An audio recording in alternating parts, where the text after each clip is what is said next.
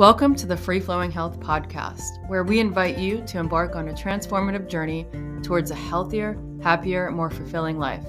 Each episode brings you a dynamic exploration of the diverse aspects of health, wellness, and healing. I'm your host, Lisa Brown. Join me as I engage in intimate conversations with inspirational guests who share their unique stories and insights. These conversations will take you beyond conventional thinking, encouraging you to break free from the constraints of a one-size-fits-all healing approach. Our mission is to empower you with the knowledge, tools, and motivation needed to inspire real change. Are you ready? Let's dive in.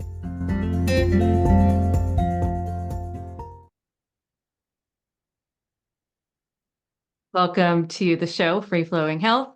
I'm excited to interview Disney Diva Deb today. She's a local resident to Southwest Florida, originally from Chicago, and has so many great, unique traits and skills. Today, she's going to dive into her journey about, healing herself through different various modalities. She built a successful wellness business with her family, followed that path for over 20 years. She's an intuitive, a creative, an artist, a mental health advocate, and has lots of experience doing different things. She's here to help ignite a passion in others and help them become heart-centered entrepreneurs, and as they work towards fulfilling their own potential and living their dreams. So welcome to the show, Debbie. You can add anything else that I may have missed.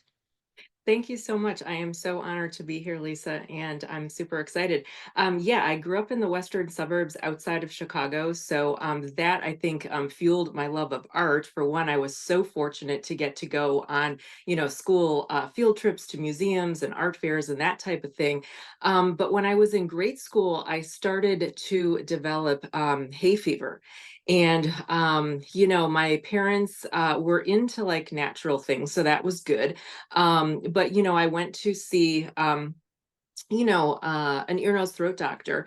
And it was interesting for me because it seemed like every time I got some sort of chronic ear, nose, and throat infection, they would prescribe me something.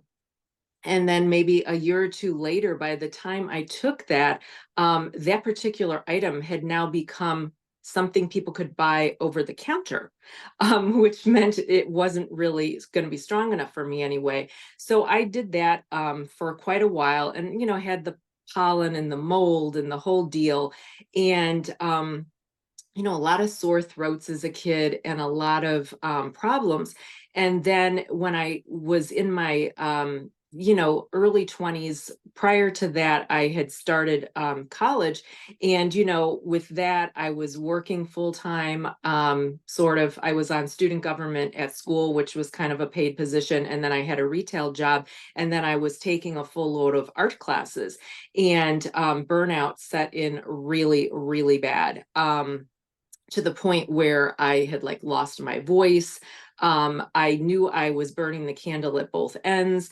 My eating habits had always been good. My parents didn't really allow us to have junk food in the house. But then when you get out on your own a little bit, even though I was still living at home, I was, seriously like eating ice cream for lunch. And it was the days when microwaves were like super popular. And I'm like, melting cheese over, nachos and all this stuff, not realizing that the dairy was exacerbating the situation that I had because, I grew up in the Midwest, and you eat a lot of cheese and you eat a lot of dairy and never really put the two together. And, so I struggled with that for quite a while. And then I moved to Florida, and the allergies had subsided. So that part of it was great. But I still had major burnout. And I will say, I worked as a visual display merchandiser for 7 years, changing mannequins and doing different things. But one of the things at my first job that I noticed was a huge problem was, even though we were using spray paint outside, it was really bad for me. And long story short, a few years later, I got to the point where I was so chronically ill, I could not even get out of bed or grocery shop or do anything. And I sought out natural alternative methods of healing. And it had turned out that almost all of my organs had started, you know, breaking down. I went to a regular doctor who basically diagnosed me with chronic fatigue syndrome and Epstein-Barr. And they said, unfortunately, there's really nothing we can do for you. It's the yuppie flu. There's not a lot out there. So I went to the library, took out some books, went to a chiropractor who kind of helped me a little bit, and then just kind of went down that whole path and found out that I had undiagnosed mono that I didn't even know that I had. And then I'm like, okay, they're helping me, but I need to take this into my own hands. And I started to shift everything, went from meat eater to vegetarian to vegan to 100% plant-based. First thing I got rid of was the dairy. That was the hardest. I literally bought vacuum packed, soy milk. It literally expired in my cabinet because it was so foreign to me. And I had no idea what it was going to taste like or what I was going to do with it. And that's kind of how I ended up down that path. I love that, you shared that. And it's very similar to my story where, I was raised actually not with parents who knew anything about healthy eating. So just on the go, fast food, but not frozen vegetables. We're talking about highly processed, and then overloading my schedule and experiencing severe burnout, getting to the point where, I was suffering from insomnia, a face full of acne, hormonal imbalances, working full time as an EMT, a full time college student. And after years and years and years of stressing my system, I ended up in the ER with like this huge cyst on my ovary that led to bleeding for a month Oh straight, my to the point where gosh. I was like, healed over. And the doctors, instead of educating me and explaining to me that maybe your diet, lifestyle, and mindset has something to do with what's happening within your body, they just put me on lots of medications. So I guess much like you, I did not accept that this is the status quo answer of Hmm. you can't do anything but take these pills. And I came across a book by the name of Natural Cures by Kevin Trudeau, and began to just do the research, open my mind. Also started off with just giving up the red meat, and then transitioning to pescatarian, vegetarian, full-blown vegan, and then, eventually whole food plant-based eater. So, a transitional journey that happened over time. And I think that's a great way to do it, because when you realize that the way you've been eating and living for so long might be contributing to your health issues, it could be overwhelming to step into it and just change your life completely overnight. So in addition to the dietary changes that you made, what other healing modalities did you discover that helped you along your journey? Well, I actually sought out chiropractic. My grandfather on my dad's side actually was a chiropractor. He had many different, jobs and, different careers, but I never, unfortunately, knew him. But my parents were into that. So I did seek out chiropractic, but I did end up having to leave my full-time retail job. It was just too physically demanding. I couldn't do it anymore. And my parents at the time had a beauty salon, and they were showcasing, if you will, a certain massage therapy business that was in town, because that kind of goes hand in hand, and they didn't offer it at their salon. And so I went to this place to get a massage, and the owner was looking for someone to work for her. And we kind of had a situation where I worked part-time, but I also kind of bartered so that she could work on me. I was in such a mess that I literally required getting massage 2 times a week for 2 years straight, just to get functional again. And at the same time, I sought out another practitioner who is local. She is still in business. And I found Body Talk. And that is a natural energy modality, but also because she was a chiropractor, she could, prescribe supplements. And at that same time, I also found out someone who was local at the time who did live blood cell analysis. And he also would, prescribe like tinctures and different things. So that kind of really got me on a path to wellness. And I worked at the massage therapy office for 6 years.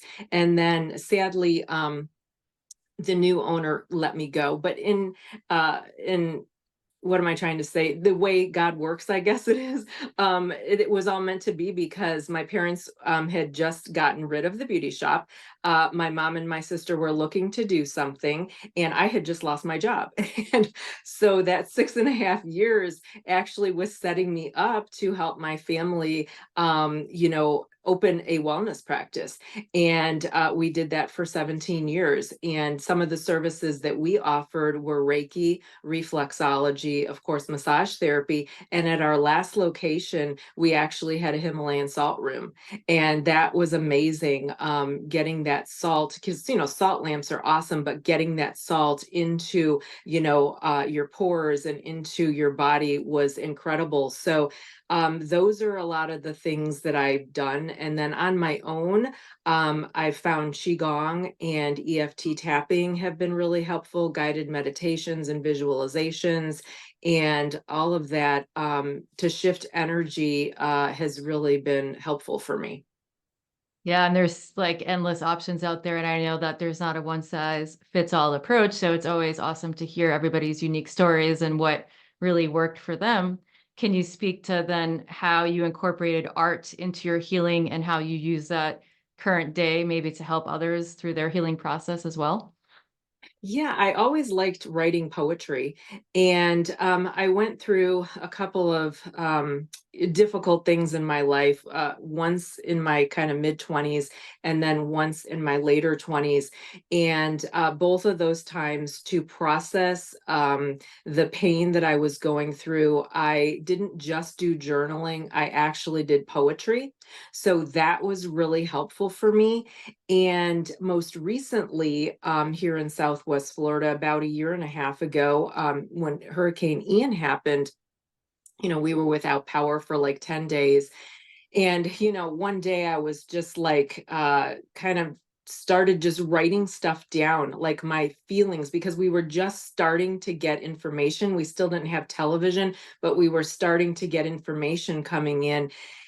And it was a little bit overwhelming, and I would not call myself an anxious person. My husband does deal a little bit more with anxiety, and I never really called myself anxious, but just that whole thing, it was a little much because we had also had, years prior, like two other major hurricanes. So we're talking like, within a 5.5 year time frame, three major hurricanes sort of back to back. And one day I just kind of started writing out a poem, and then I started writing out literally with colored pencils, just my feelings and emotions. And then I decided that I was going to cut them sort of in the swirling pattern that was supposed to sort of represent the wind that we experienced and also the water that we experienced. And I kind of put it all together and then never really thought anything more about it. And locally, there was a dark arts exhibit that happens every year. And I had always told other people, oh, you should like do this. It's like so up your alley. Go ahead and do this.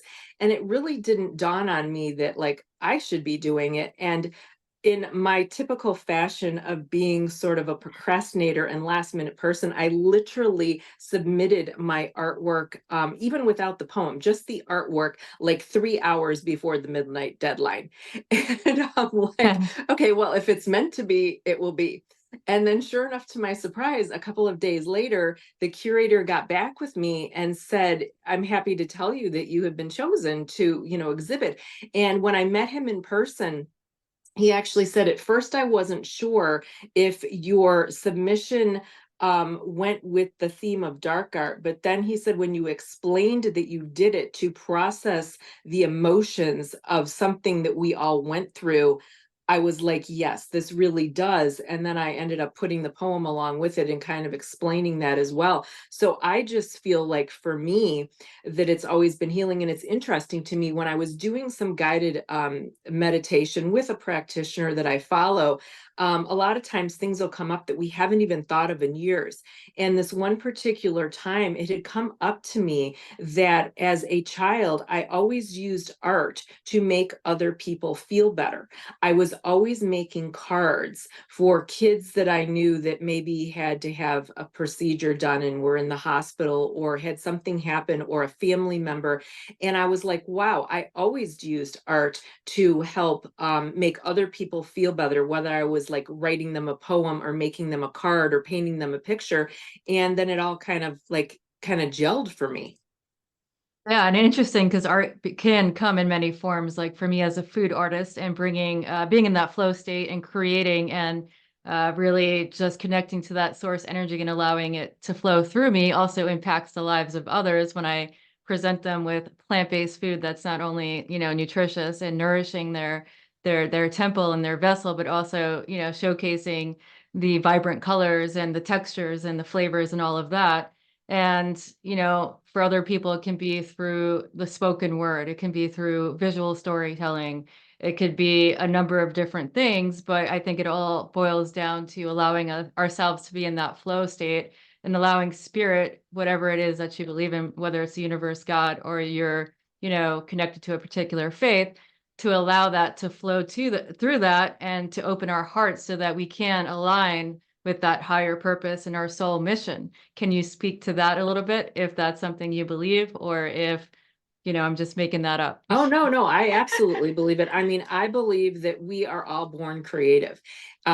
Obviously, I believe in God, the creator. And I feel like, sometimes well-meaning parents, teachers, coaches, friends, whatever, when a child makes a picture, or even, something like that, and they're just like, oh, they don't see the beauty in that. And I feel like whatever it is just keeps pushing, pushing, pushing creativity down in people. So I'm all about wanting to get people back to their childlike faith, their, imagination that they had as a child. I still have just such a vivid imagination.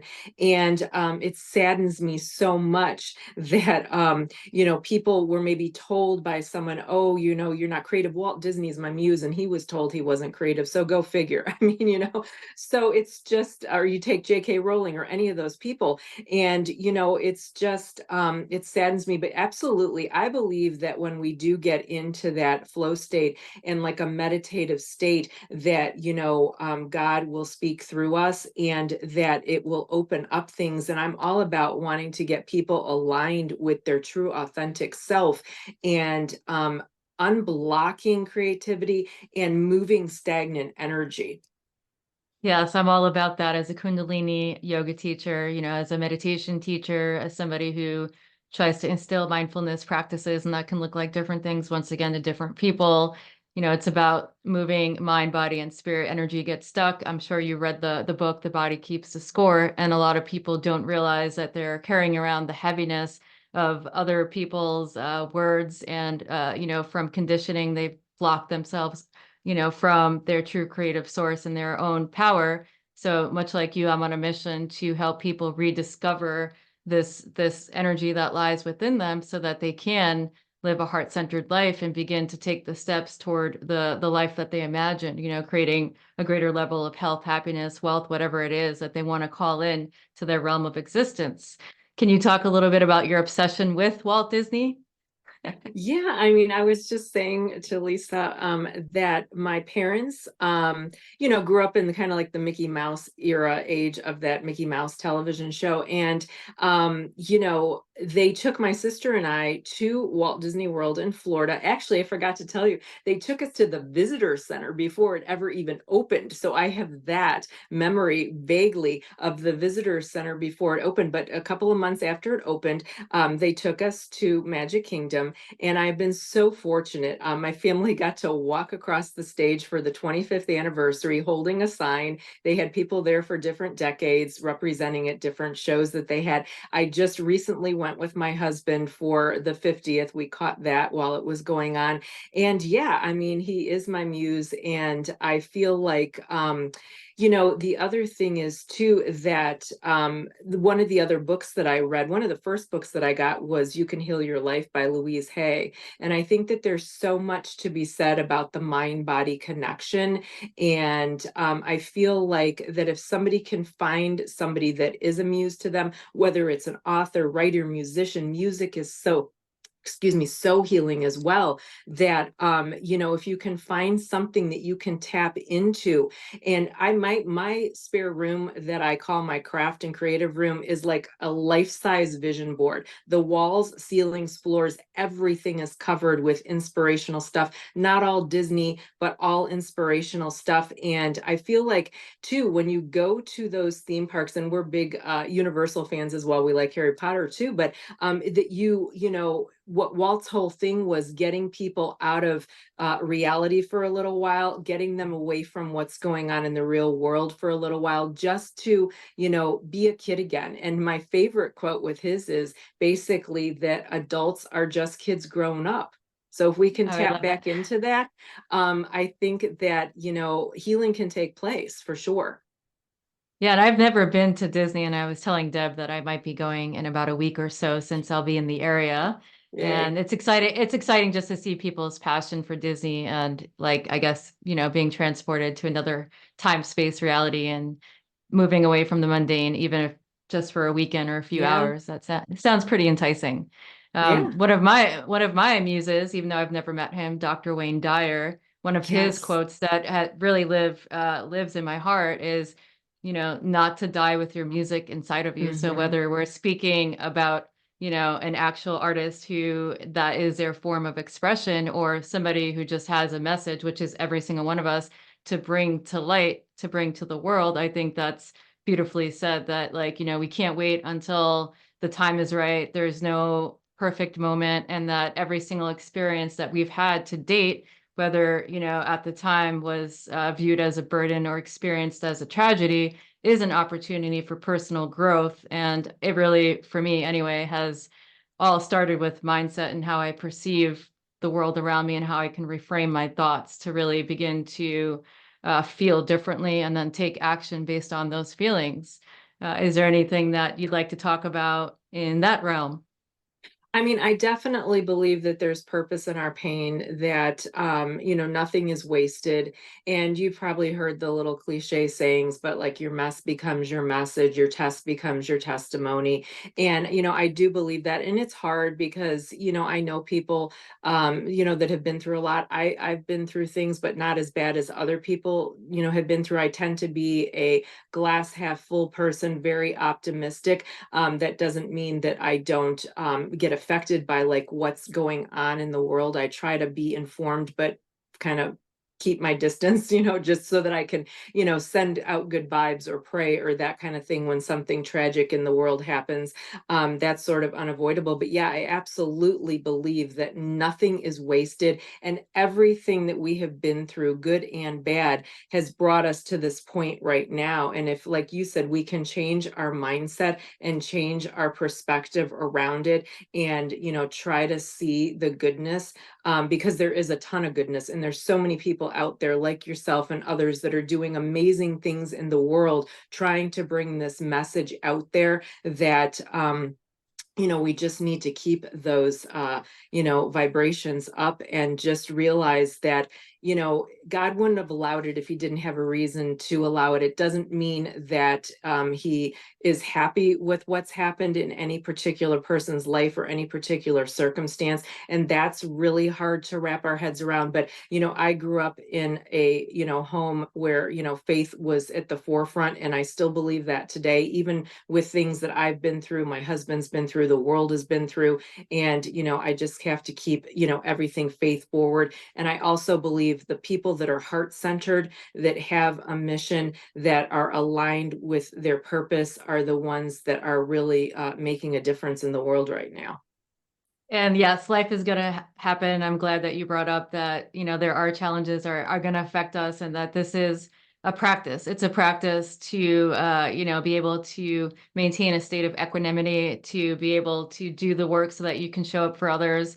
I have hard days. You have hard days. Sometimes they suck beyond belief. And, I have to go throughout the day kicking and screaming because I'm human, with this higher calling, and that it's not always rainbows and butterflies. And it's Yeah. okay to seek out help, whether it's through mentorship, coaching, maybe, in a professional setting. If you need help, ask for it. And I know that you're also a mental health advocate. So can you speak to that a little bit and what that looks like?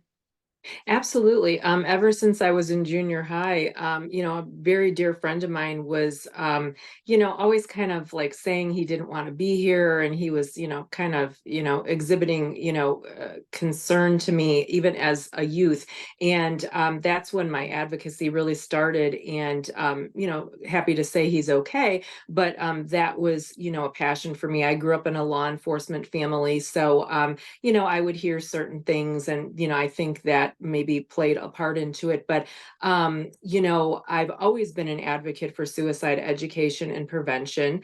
Unfortunately, we did have tragedies strike our family, on my husband's side 19 years ago. And, that was unfortunate.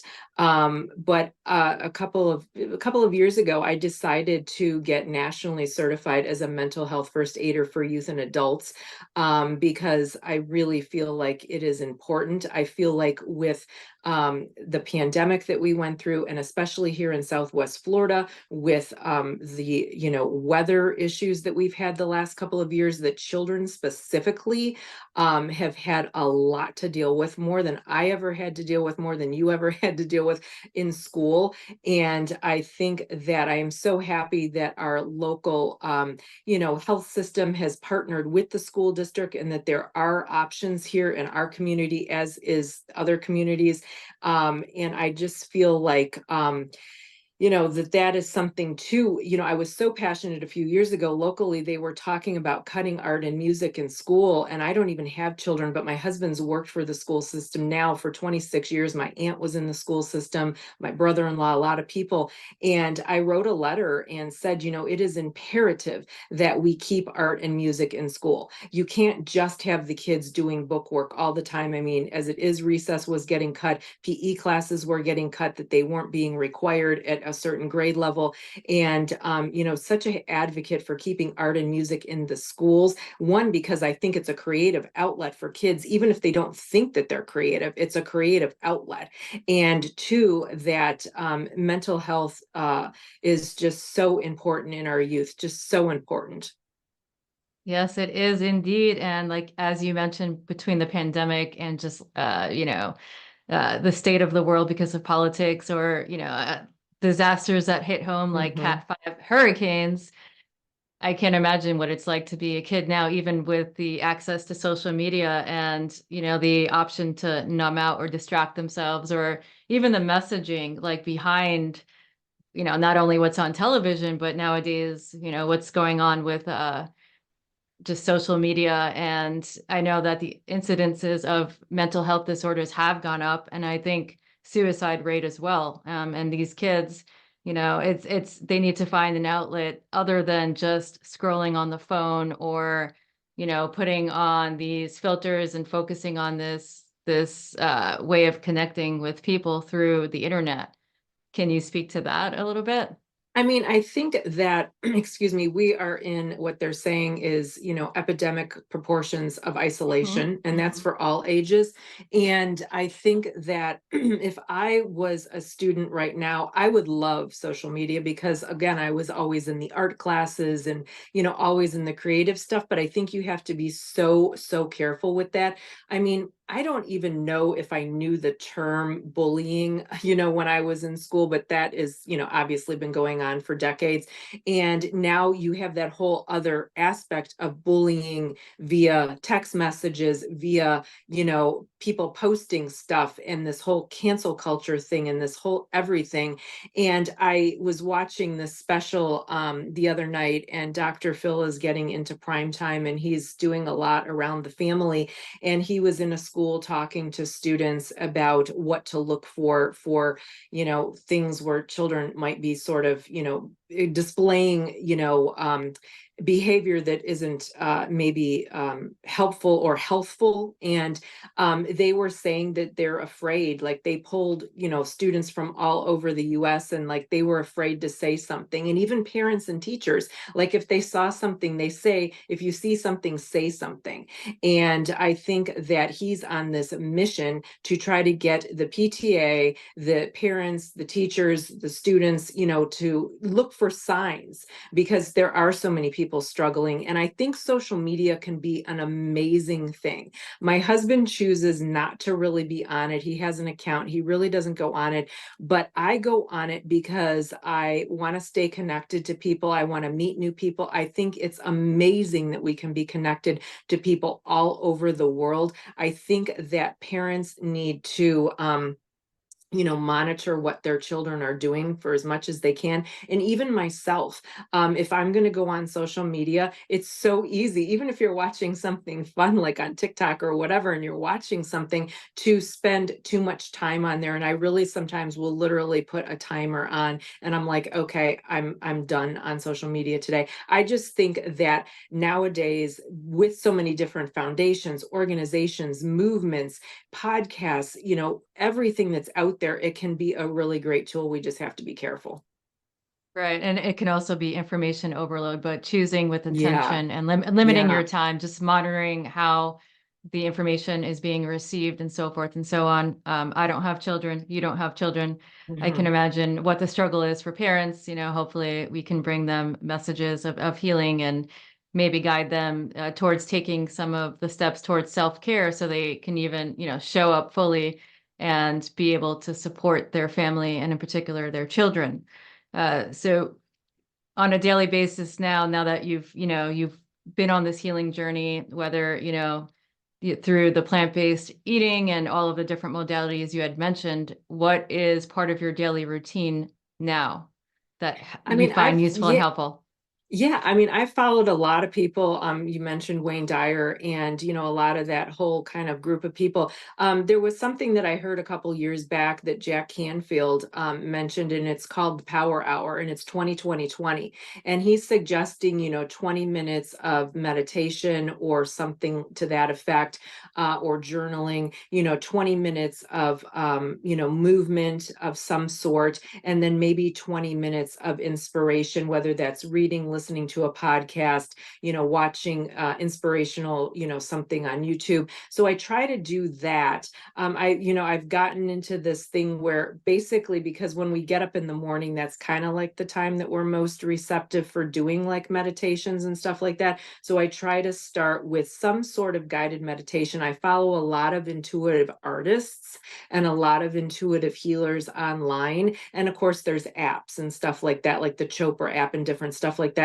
So I almost sometimes feel like I'm being intuitively led when I get up in the morning as to which one I should do. Because, like you said, there is no one right one. And that's again, when we get more clear and we tap into our intuition and our inner guidance, it could literally lead you to doing a certain meditation. I love to walk. It's, non-jarring. It's non invasive. I like to do that. And I try to do a little bit of Qigong every day as well. So for me, I would just say some sort of something to move stagnant energy, something to physically move my body, even dancing or something like that. And then some sort of guided meditation or visualization to tap in, because I'll tell you, when you get that still, you will, get messages that you wouldn't normally get. And then usually towards the end of the day, I will do something with like the Bible app, and I tend to listen to Joel Osteen. So like that's always either on in the background or something if I'm listening to like a podcast, or, if somebody's doing like a live that I like to listen to. But lots of motivational content. Like I really protect what I allow into my head and into my brain. Really important. So as a multi-passionate creative who has a lot of different projects happening all at once and has a lot of different experiences and, educational background and is trying to bring this forth into the world, what is it that is on your heart right now that you're looking to create? I know you're passionate about helping the next generation of leaders and creatives step into their power. So what does that look like for you right now? What is it that you're trying to create and bring to the world as we speak?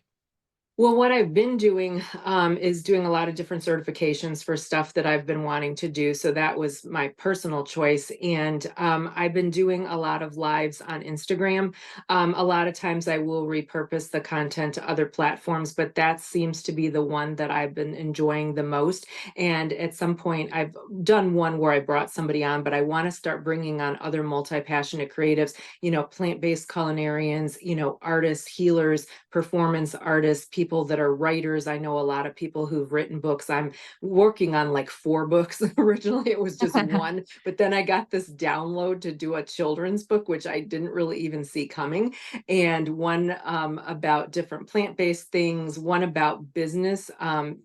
Entrepreneurship. So I've got a lot of that going on, but yeah, raising up the next generation of leaders, and I feel like creative leaders, because again, I feel like everybody is creative in their own right. And I feel like if we can tap into collective creativity and raise up the next generation, I mean, there are people that are obviously a lot younger than us that are much more tech savvy because they've never not had a phone or a device to play games on, and do stuff on. So I think we are in this multi-generational workforce and workplace. And I think it's great if we can partner up older people with younger people and take the knowledge and kind of put it all together. So what I feel like I'm being led to do is what I'm calling a marketplace ministry, where I would be doing in-person or online hybrid events. I do have a background in wedding coordinating, so I love that aspect of the in-person thing, and I think we're longing for that because of all the isolation and everything that we've been through in the last couple of years. And I just also want to help other people, and I'm picking multi-passionate creatives because I am one myself and I feel like I'm attracted to them, but avoid burnout naturally, doing natural things to sustain their energy, easy practices, simple things that they might not even think about, and just to help them to sustain their energy, but also to avoid burnout. Because again, I experienced burnout and I will never, ever allow myself to get to that point again. No, I'm glad that you brought up burnout because it's very real, and we live in this very masculine driven society where we have to be productive instead of just be, and chase our dreams and go after this and go after that and raise a family and work multiple jobs, and especially when you're in the personal development realm and continuing education, all of these things. So what strategies or what tips or tools can you give us in this short time that are useful that people can begin to apply maybe immediately that can help with burnout, or even the signs to recognize that they're experiencing burnout, because it becomes second nature almost, and we can just learn to live with it until it gets to the point where we can't. Right. I think we tend to just go through the motions. I think that we tend to just, like you said, do what we have to do. I remember being so sick in my 20s before I sought out help. One of the jobs I had was an hour and a half away from home, and I literally drove home with my head against the headrest for an hour and a half. I was so sick. I just couldn't even function. I think that you need to stay hydrated, obviously, for one. I do think the plant-based diet can be helpful, even if you don't go 100% plant-based, plant forward. I'm not even as good as putting in my body as many fruits and vegetables as I need to. Having had the wellness industry, I think healing stones, like I wear amethyst a lot because it's my birthstone, but it's also one of the most powerful. I have an amethyst bracelet I wear a lot. There's a lot to be said about grounding yourself, like with hematite, with different things like that. I have Himalayan salt lamps throughout my whole home. I did on my link tree have a free offering where I put this together. It was 20 simple things that you could check off at night to have a much more restful night's sleep. Like, yes, most people think about getting devices, turned off or maybe dimming the lights, but some of the other things maybe they didn't think about. So that's free and that's available. And I think that, just recognizing it, I just pushed myself so bad that like I said, I just, and it was that whole like yuppie thing. You're trying to get out on your own. You're trying to figure it out, but it can happen at any age.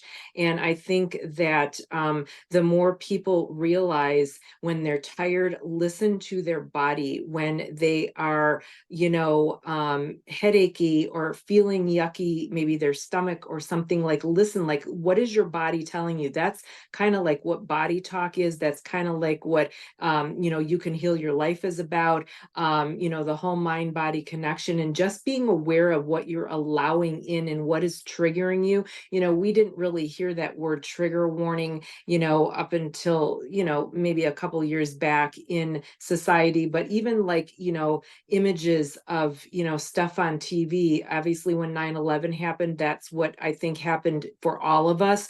And I think, just seeing different things on television, on podcasts nowadays, even on people's Instagram feeds, I'm seeing, be careful what the subject matter that I'm talking about could be, signaling or upsetting to somebody. So I think just being really cautious with what we consume, and definitely listening to our bodies if we are tired, and not feeling guilty if we have to say no to something. I remember being at the point where at various points in my life, could not say yes to a commitment to doing something with my own family until an hour before, because I was so physically burned out. I would rather not commit than disappoint somebody, and had to like literally wait until the last minute to say yes. And I don't ever want to do that again. But just being cautious and putting yourself and your own physical, mental health, and emotional well-being as a priority. And setting boundaries and understanding that no is a complete sentence without having to Yeah. over explain or worry about people pleasing. And we have no control of how other people's respond or react.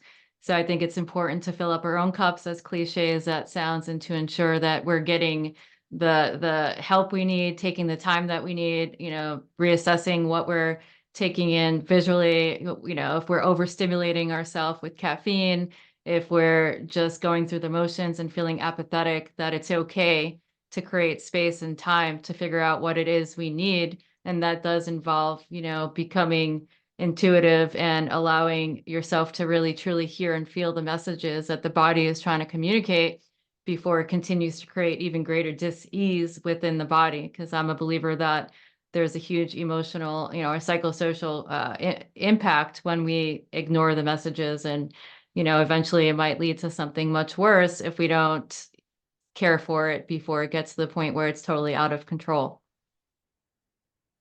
Absolutely. I mean, I think it was Oprah back in the day when she was on TV talking about the fact that, it's like a whisper or a knock, and it's just going to keep Hmm. on getting louder until I mean, it wasn't maybe her idea. I think she was interviewing somebody else, but, just it's going to keep, it's like you're hitting up against a wall, and it's just going to keep coming at you until you finally address it, to the point where there are people, that can't get out of bed because they are so, physically and emotionally and mentally exhausted and drained, and or they are going through what they have to do to provide for their family, and then they come home and they are so spent that they do not have anything left to give to anyone else, let alone their self.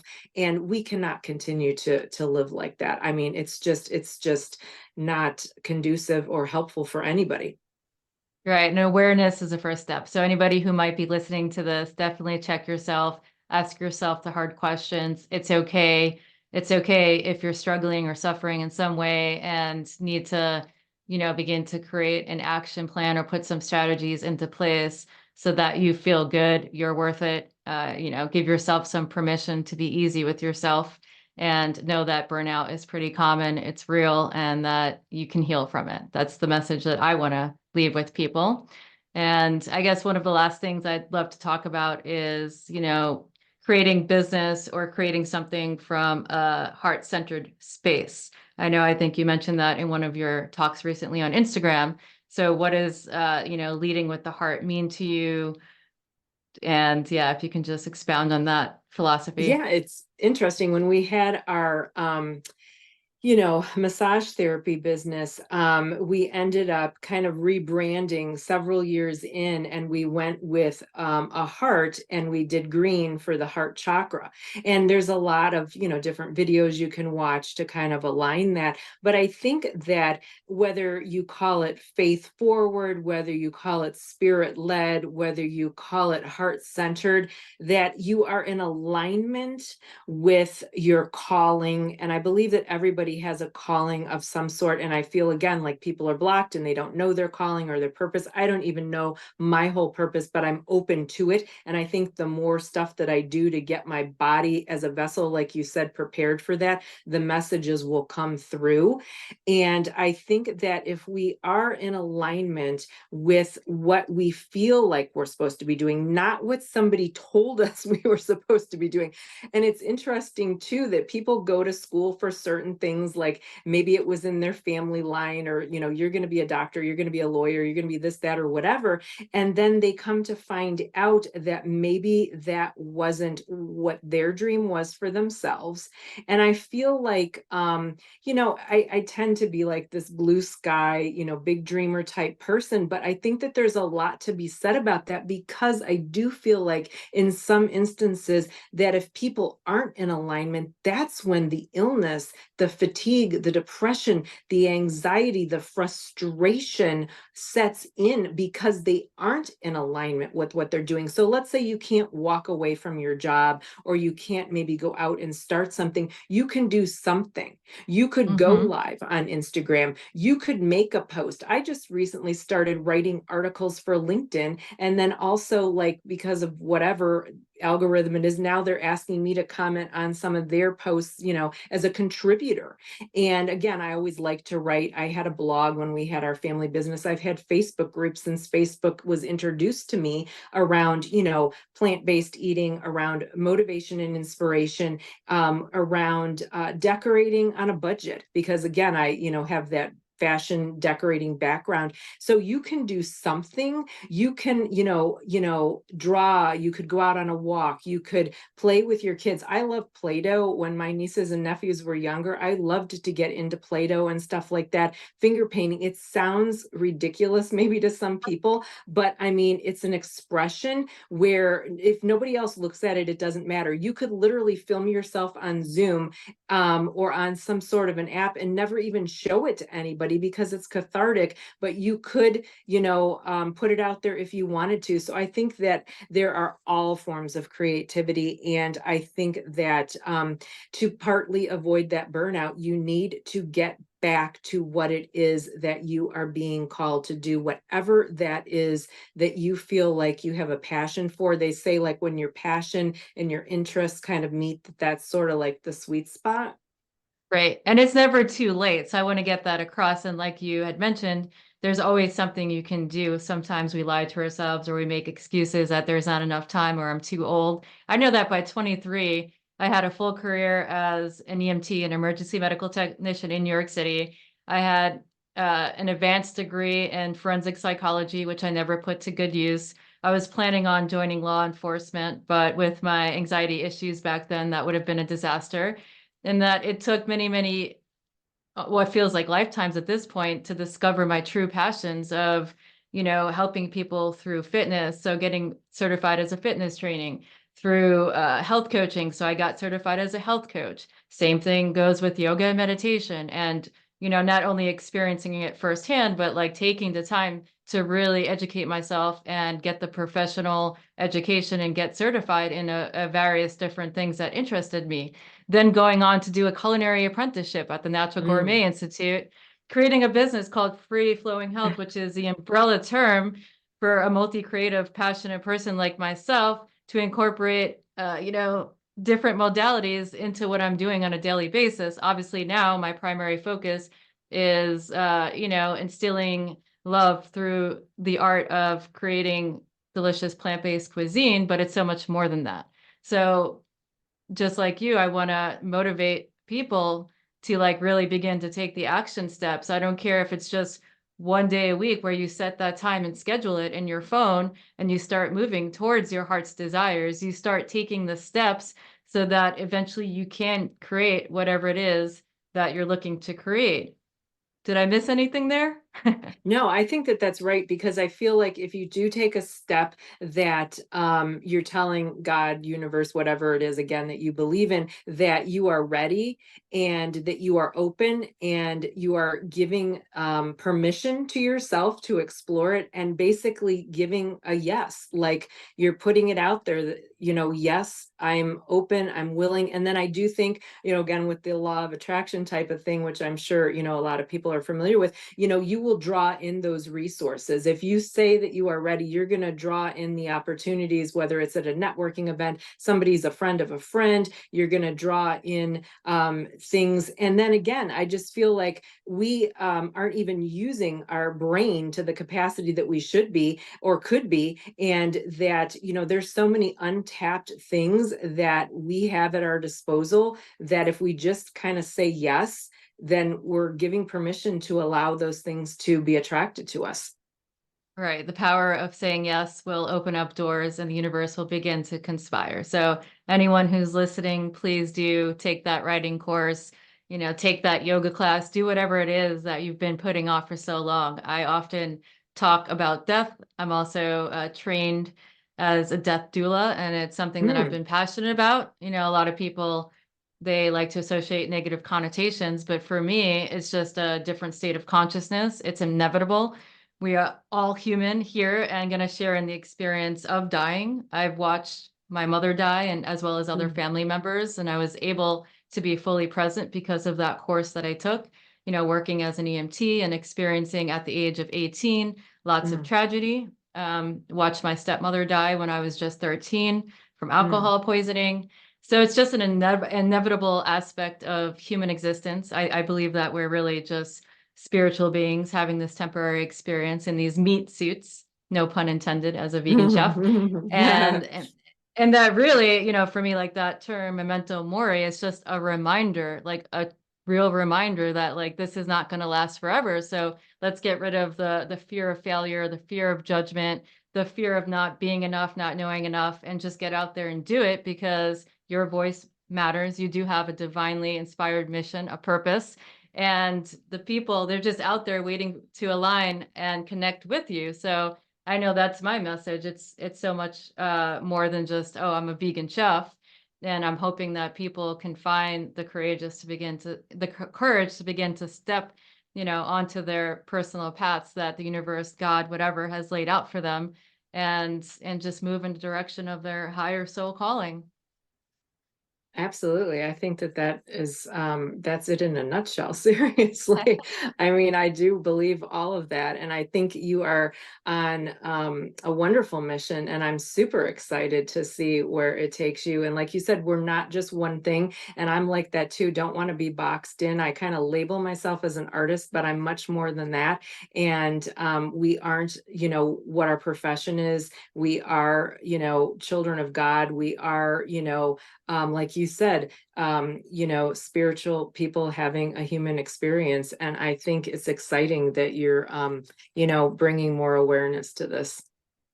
Yeah, and thank you just for your beingness and for being open today and coming on the show. I put the call out there, and lots of unique souls have showed up to be a part of this. I don't know where this podcast is going, but just wanted to use it as a platform, an opportunity for people to share their stories, to hopefully inspire other people, and, create awareness that it's never too late to change and move towards your greatest heart's desires. Is there any last message before we, come to the conclusion of this discussion that you'd like to leave with people? I would just say believe in your dreams, no matter what they are, and no matter how hard they seem to obtain, or whatever setbacks that you've had. I heard something the other day. I was on a summit, watching a summit, and they said, if the dream is in you, the dream is for you. And I'm all about dreams, and not dreams like, dreams that we have, but that's a whole different thing. But just like passion, like ignite the passion. I'm always kind of praying that God would resurrect dreams and gifts and talents that are hidden in friends and loved ones and bring them back up to the surface. They say if there is something inside of you that you just can't push down, that is something that needs to come out in one way, shape, or form. I love that message, and I can see us, since this is our first time meeting, continuing to get to know each other and maybe collaborating on a future project. So that's an exciting thought.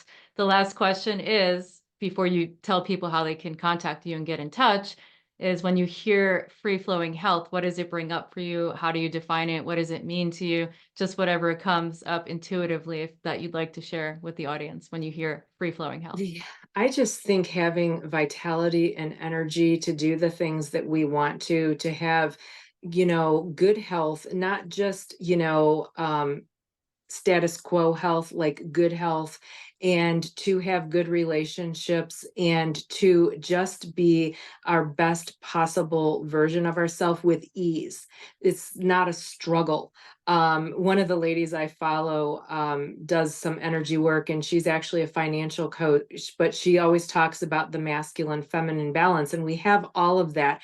But like you were saying earlier in the conversation, we have that kind of masculine push, and the feminine is more like the receiving person. So, that we can balance that. But the word ease and flow came to me a few years ago as my word or words for the year.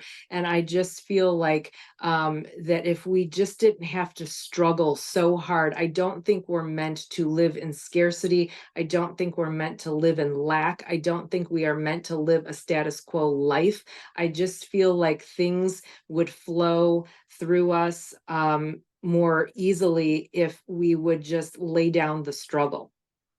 I love this. As I hear you speak, I begin to light up and get goosebumps. I too choose a word of the year. I resonate with a lot of just how you, like the music inside of you that's just coming out like poetry. It's like awesome. Thank you for sharing. I guess last but not least, if you can just let the audience members know how they can be in touch with you, or I don't know if you work with people. I can see you being an amazing coach. Just let people know how they can connect and stay in contact. Yes, thank you. I'm kind of figuring all that out too, but I am kind of putting it out there that I'm on a mission to create a global movement around self-love using art and healing. And I definitely want to connect with other multi-passionate creatives or just people in general that share some of my same passions. You can go to Instagram just because most people are familiar with that. And it's at Disney Diva Deb.